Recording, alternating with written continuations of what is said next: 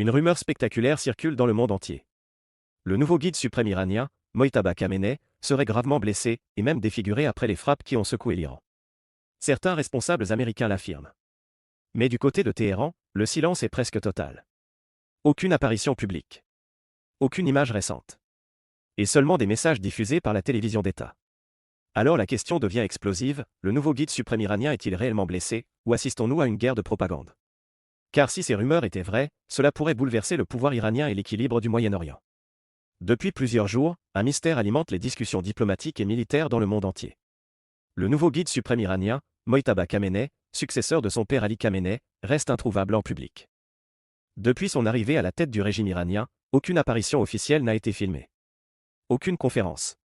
Aucune visite. Aucune image récente.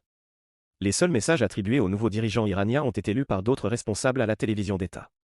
Ce silence inhabituel a rapidement déclenché une vague de spéculation. Certains responsables occidentaux affirment que Mojtaba Khamenei aurait été blessé lors des frappes qui ont touché les centres de pouvoir iraniens. D'autres vont encore plus loin et parlent d'un dirigeant gravement blessé, voire défiguré. Mais ces affirmations restent très difficiles à vérifier. Car dans les régimes autoritaires, l'état de santé des dirigeants est souvent l'un des secrets les mieux gardés du pouvoir. Dans ce contexte, plusieurs questions se posent. Le nouveau guide suprême iranien est-il réellement blessé? Pourquoi Téhéran ne montre-t-il aucune image récente? Et surtout, si ces rumeurs étaient vraies, quelles seraient les conséquences pour l'Iran et pour toute la région? Dans les régimes où le pouvoir est fortement centralisé, l'image du dirigeant joue un rôle politique majeur. Chaque apparition publique, chaque discours télévisé, chaque visite officielle sert à envoyer un message très clair, le pouvoir est stable, le dirigeant est présent et l'État fonctionne normalement. C'est particulièrement vrai en Iran. Depuis la révolution de 1979, les autorités iraniennes ont toujours utilisé les apparitions du guide suprême comme un symbole de stabilité et d'autorité. Lorsque l'ancien guide suprême Ali Khamenei apparaissait à la télévision, ces images étaient immédiatement diffusées dans tout le pays. Elles servaient à montrer que le centre du pouvoir restait solide. Mais aujourd'hui, avec son successeur Mojtaba Khamenei, la situation est différente. Depuis son accession au poste de guide suprême, aucune apparition publique récente n'a été confirmée. Aucune visite officielle. Aucune prise de parole filmée. Aucune rencontre diplomatique diffusée par les médias. Les seules communications attribuées aux nouveaux dirigeants ont été transmises par des responsables iraniens ou lues par des présentateurs à la télévision d'État. Dans un système politique aussi contrôlé que celui de la République islamique, ce type de silence n'est jamais anodin. Car dans ce genre de régime, la communication du pouvoir est généralement très organisée. Lorsqu'un nouveau dirigeant arrive à la tête de l'État, les autorités cherchent normalement à montrer rapidement des images de lui, discours, rencontres politiques, visites officielles. Ces images servent à envoyer un signal de continuité et de légitimité. L'absence totale d'apparition visuelle crée donc un vide, et ce vide alimente naturellement les spéculations. Certains analystes estiment que cette absence pourrait simplement s'expliquer par des raisons de sécurité. Dans un contexte de tensions militaires et de menaces d'assassinat ciblés, il est possible que les autorités iraniennes cherchent à protéger le nouveau guide suprême en limitant ses déplacements publics. Mais d'autres observateurs avancent une hypothèse différente. Selon eux, cette disparition médiatique pourrait être liée à l'état de santé du nouveau dirigeant. Si Mojtaba Khamenei avait effectivement été blessé lors des frappes qui ont touché certaines installations iraniennes, cela pourrait expliquer pourquoi aucune image récente n'a été diffusée. Dans ce cas, les autorités iraniennes pourraient chercher à gagner du temps avant de montrer le dirigeant en public. Car dans les régimes autoritaires, l'image du chef est souvent associée à la force et à l'autorité. Montrer un dirigeant blessé ou affaibli pourrait être perçu comme un signe de faiblesse face aux adversaires du pays. Mais pour l'instant, aucune preuve visuelle ne confirme ces rumeurs. Et dans ce type de situation, l'absence d'informations fiables ouvre la porte à toutes les interprétations. C'est précisément pour cette raison que la question de l'état de santé de Mojtaba Khamenei est devenue un sujet de discussion majeur dans les cercles diplomatiques et militaires.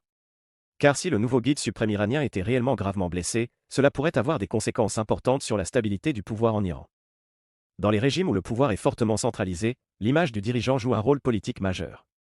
Chaque apparition publique, chaque discours télévisé, chaque visite officielle sert à envoyer un message très clair, le pouvoir est stable, le dirigeant est présent et l'État fonctionne normalement. C'est particulièrement vrai en Iran. Depuis la révolution de 1979, les autorités iraniennes ont toujours utilisé les apparitions du guide suprême comme un symbole de stabilité et d'autorité. Lorsque l'ancien guide suprême Ali Khamenei apparaissait à la télévision, ces images étaient immédiatement diffusées dans tout le pays. Elles servaient à montrer que le centre du pouvoir restait solide. Mais aujourd'hui, avec son successeur Mojtaba Khamenei, la situation est différente. Depuis son accession au poste de guide suprême, aucune apparition publique récente n'a été confirmée. Aucune visite officielle. Aucune prise de parole filmée. Aucune rencontre diplomatique diffusée par les médias. Les seules communications attribuées aux nouveaux dirigeants ont été transmises par des responsables iraniens ou lues par des présentateurs à la télévision d'État. Dans un système politique aussi contrôlé que celui de la République islamique, ce type de silence n'est jamais anodin. Car dans ce genre de régime, la communication du pouvoir est généralement très organisée. Lorsqu'un nouveau dirigeant arrive à la tête de l'État, les autorités cherchent normalement à montrer rapidement des images de lui, discours, rencontres politiques, visites officielles. Ces images servent à envoyer un signal de continuité et de légitimité. L'absence totale d'apparition visuelle crée donc un vide, et ce vide alimente naturellement les spéculations. Certains analystes estiment que cette absence pourrait simplement s'expliquer par des raisons de sécurité. Dans un contexte de tensions militaires et de menaces d'assassinat ciblés, il est possible que les autorités iraniennes cherchent à protéger le nouveau guide suprême en limitant ses déplacements publics. Mais d'autres observateurs avancent une hypothèse différente. Selon eux, cette disparition médiatique pourrait être liée à l'état de santé du nouveau dirigeant. Si Mojtaba Khamenei avait effectivement été blessé lors des frappes qui ont touché certaines installations iraniennes, cela pourrait expliquer pourquoi aucune image récente n'a été diffusée. Dans ce cas, les autorités iraniennes pourraient chercher à gagner du temps avant de montrer le dirigeant en public. Car dans les régimes autoritaires, l'image du chef est souvent associée à la force et à l'autorité. Montrer un dirigeant blessé ou affaibli pourrait être perçu comme un signe de faiblesse face aux adversaires du pays. Mais pour l'instant, aucune preuve visuelle ne confirme ces rumeurs. Et dans ce type de situation, l'absence d'informations fiables ouvre la porte à toutes les interprétations. C'est précisément pour cette raison que la question de l'état de santé de Mojtaba Khamenei est devenue un sujet de discussion majeur dans les cercles diplomatiques et militaires. Car si le nouveau guide suprême iranien était réellement gravement blessé, cela pourrait avoir des conséquences importantes sur la stabilité du pouvoir en Iran. Pour comprendre pourquoi ces rumeurs autour de Mojtaba Khamenei provoquent autant d'attention, il faut d'abord comprendre le rôle unique du guide suprême dans le système politique iranien. Contrairement à de nombreux pays où le pouvoir est partagé entre plusieurs institutions, en Iran, le guide suprême occupe une position centrale qui dépasse largement celle d'un président ou d'un chef de gouvernement. Le guide suprême est à la fois l'autorité religieuse la plus élevée du pays et la figure politique la plus puissante de la République islamique. Il contrôle directement plusieurs institutions stratégiques. Par exemple, il exerce une influence décisive sur les forces armées iraniennes, y compris les gardiens de la Révolution, qui constituent l'un des piliers militaires et politiques du régime. Il dispose également d'une autorité importante sur les services de renseignement, la politique étrangère et certains organes judiciaires. Autrement dit, le guide suprême n'est pas seulement un symbole politique. Il est le centre du pouvoir réel en Iran. C'est pour cette raison que la santé du guide suprême a toujours été considérée comme un sujet extrêmement sensible. Lorsque l'ancien guide suprême Ali Khamenei vieillissait et que des rumeurs circulaient sur son état de santé, les autorités iraniennes prenaient soin de diffuser régulièrement des images de lui pour rassurer la population et montrer que le pouvoir restait stable. Dans un système politique aussi centralisé, l'image du chef joue un rôle stratégique. Si le dirigeant apparaît en bonne santé et actif, cela renforce l'idée que l'État est solide et que les institutions fonctionnent normalement. Mais si des doutes apparaissent sur sa capacité à gouverner, cela peut créer des incertitudes. Ces incertitudes peuvent exister à plusieurs niveaux. À l'intérieur du pays, certaines factions politiques pourraient chercher à renforcer leur influence. Au sein des élites du régime, les rivalités peuvent parfois s'intensifier lorsque la question de la succession ou de la capacité du dirigeant se pose. Et à l'extérieur du pays, les adversaires de l'Iran peuvent interpréter ces signaux comme un moment de faiblesse. Dans l'histoire contemporaine, plusieurs régimes autoritaires ont connu des périodes de tension lorsque la santé du dirigeant était remise en question. Car dans ces systèmes politiques, une grande partie de la stabilité repose sur l'autorité personnelle du chef. C'est pour cette raison que les rumeurs concernant Mojtaba Khamenei attirent autant l'attention. Si le nouveau guide suprême iranien était réellement gravement blessé, cela pourrait soulever une question très délicate, le dirigeant est-il capable d'exercer pleinement ses fonctions ? Pour un pays engagé dans des tensions régionales importantes, cette question devient encore plus stratégique. Car l'Iran se trouve aujourd'hui au cœur de plusieurs équilibres militaires et politiques au Moyen-Orient. Et dans ce contexte, la perception de la solidité du leadership iranien peut influencer les décisions de nombreux acteurs dans la région. C'est pour cela que les analystes suivent de très près la moindre information concernant l'état de santé du nouveau guide suprême.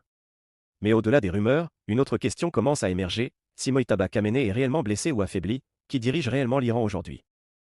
Si Mojtaba Khamenei était réellement blessé ou incapable d'exercer pleinement son pouvoir, une question cruciale se poserait immédiatement, qui prendrait réellement les décisions au sommet de l'État iranien ? Car contrairement à certaines démocraties où la succession du pouvoir est clairement organisée, le système iranien repose sur un équilibre beaucoup plus complexe entre plusieurs centres d'autorité. Officiellement, la constitution iranienne prévoit un mécanisme en cas d'incapacité du guide suprême.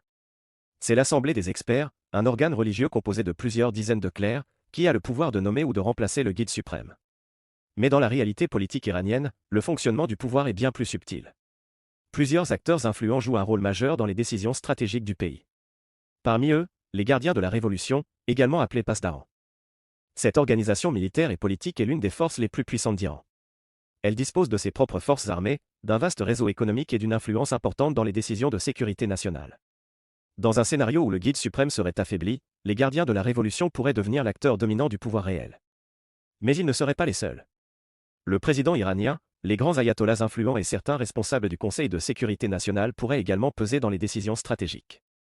L'Iran fonctionne en réalité comme un système d'équilibre entre plusieurs institutions. Lorsque le guide suprême est fort et actif, il arbitre ces équilibres et impose une ligne politique claire. Mais si l'autorité du chef est affaiblie, ces différents centres de pouvoir peuvent entrer dans une phase de compétition ou de réorganisation. Dans l'histoire de nombreux régimes autoritaires, ce type de situation a souvent créé des tensions internes. Car l'absence ou l'affaiblissement du dirigeant peut ouvrir la porte à des rivalités entre factions politiques ou militaires. Cependant, il faut aussi rappeler que le régime iranien a développé au fil des décennies des mécanismes de survie politique très solides. Même dans des périodes de crise, les institutions iraniennes ont souvent réussi à préserver une certaine continuité du pouvoir. C'est pour cette raison que certains analystes estiment que même si Mojtaba Khamenei était temporairement affaibli, l'État iranien pourrait continuer à fonctionner grâce à ses structures institutionnelles et militaires. Mais une chose est certaine, dans un moment de tension régionale aussi forte, toute incertitude sur la direction du pouvoir iranien peut devenir un facteur stratégique majeur pour l'ensemble du Moyen-Orient. Car les décisions prises à Téhéran influencent directement plusieurs conflits dans la région, notamment au Liban, en Syrie, en Irak et dans le Golfe. Et dans ce contexte, la question de savoir qui dirige réellement l'Iran n'est pas seulement un sujet interne. C'est une question qui peut avoir des conséquences militaires et politiques pour toute la région. Si Mojtaba Khamenei était réellement blessé ou incapable d'exercer pleinement son pouvoir, une question cruciale se poserait immédiatement, qui prendrait réellement les décisions au sommet de l'État iranien? Car contrairement à certaines démocraties où la succession du pouvoir est clairement organisée, le système iranien repose sur un équilibre beaucoup plus complexe entre plusieurs centres d'autorité. Officiellement, la constitution iranienne prévoit un mécanisme en cas d'incapacité du guide suprême. C'est l'Assemblée des experts, un organe religieux composé de plusieurs dizaines de clercs, qui a le pouvoir de nommer ou de remplacer le guide suprême. Mais dans la réalité politique iranienne, le fonctionnement du pouvoir est bien plus subtil. Plusieurs acteurs influents jouent un rôle majeur dans les décisions stratégiques du pays. Parmi eux, les gardiens de la révolution, également appelés Pasdaran. Cette organisation militaire et politique est l'une des forces les plus puissantes d'Iran.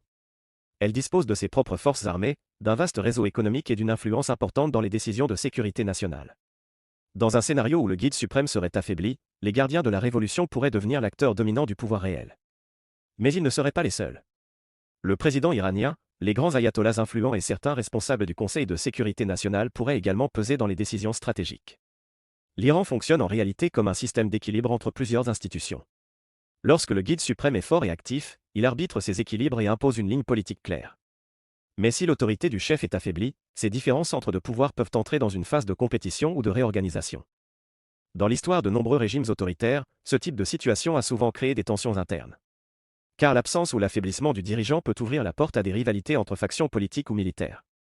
Cependant, il faut aussi rappeler que le régime iranien a développé au fil des décennies des mécanismes de survie politique très solides. Même dans des périodes de crise, les institutions iraniennes ont souvent réussi à préserver une certaine continuité du pouvoir. C'est pour cette raison que certains analystes estiment que même si Mojtaba Khamenei était temporairement affaibli, l'État iranien pourrait continuer à fonctionner grâce à ses structures institutionnelles et militaires. Mais une chose est certaine, dans un moment de tension régionale aussi forte, toute incertitude sur la direction du pouvoir iranien peut devenir un facteur stratégique majeur pour l'ensemble du Moyen-Orient. Car les décisions prises à Téhéran influencent directement plusieurs conflits dans la région, notamment au Liban, en Syrie, en Irak et dans le Golfe. Et dans ce contexte, la question de savoir qui dirige réellement l'Iran n'est pas seulement un sujet interne. C'est une question qui peut avoir des conséquences militaires et politiques pour toute la région. Alors, Mojtaba Khamenei est-il réellement blessé, ou assistons-nous à une rumeur amplifiée par la guerre de l'information? Pour l'instant, la réalité reste difficile à établir avec certitude. D'un côté, certains responsables occidentaux affirment que le nouveau guide suprême iranien aurait été touché lors de frappes et qu'il pourrait être gravement blessé. De l'autre, les autorités iraniennes assurent que le dirigeant est en sécurité et que le pouvoir reste totalement stable. Mais entre ces deux versions, un élément continue d'alimenter les interrogations, l'absence totale d'apparitions publiques récentes. Dans un système politique où l'image du dirigeant est habituellement très contrôlée et largement diffusée, ce silence inhabituel laisse la porte ouverte à toutes les spéculations. Pour les analystes géopolitiques, la question dépasse largement la simple curiosité médiatique. Car si le dirigeant le plus puissant d'Iran était réellement affaibli, cela pourrait avoir des conséquences importantes sur l'équilibre du pouvoir à Téhéran et sur les tensions déjà très fortes dans toute la région. Mais dans les conflits modernes, il faut aussi rester prudent. Les informations, les déclarations et même les rumeurs peuvent parfois devenir des instruments de stratégie politique ou militaire. Et dans ce contexte, il est essentiel d'analyser les faits avec recul. Une chose est certaine, l'évolution de cette situation sera suivie de très près par toutes les grandes puissances. Car l'Iran reste aujourd'hui l'un des acteurs les plus stratégiques du Moyen-Orient. Si vous voulez continuer à comprendre les grandes crises internationales, les rapports de force entre puissances et les événements qui peuvent redessiner l'équilibre du monde, abonnez-vous à la chaîne. Et dites-moi dans les commentaires. Pensez-vous que ces rumeurs sur Mojtaba Khamenei sont crédibles, ou s'agit-il d'une guerre de propagande entre puissances?